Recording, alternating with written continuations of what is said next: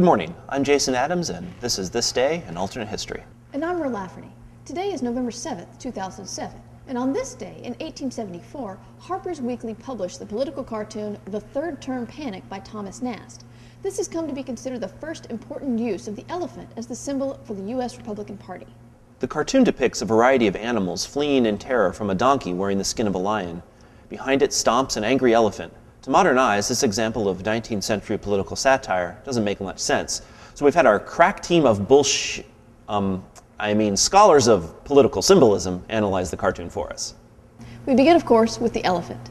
Even though it had only been in existence for 20 years, the Republican Party was already seen as a ponderous, ornery organization that would crush anything that got in its way.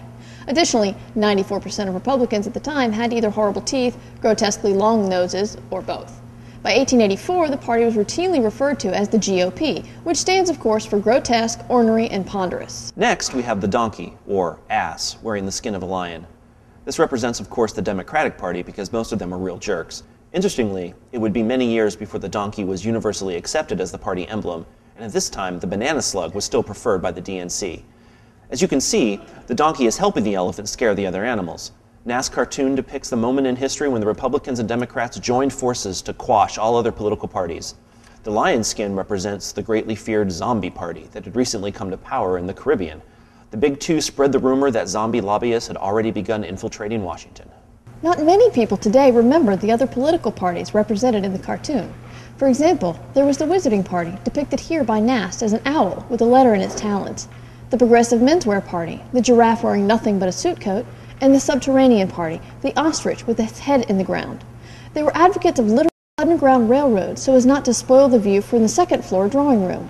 These parties, and many more, were once extremely influential to American politics. Of course, my favorite is the Candy Mountain Party, depicted here as a magical unicorn.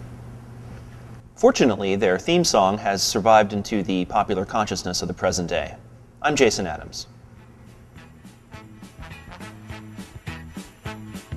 When you're down looking for some cheering up, then just head right on up to the Candy Mountain Cave. When you get inside, you'll find yourself a cheery land, such a happy and joy-filled and perky Maryland. They've got lollipops and gummy drops and candy things, oh so many things that will brighten up your day. It's impossible to wear a frown in Candy Town. It's the mecca of love, the Candy Cave.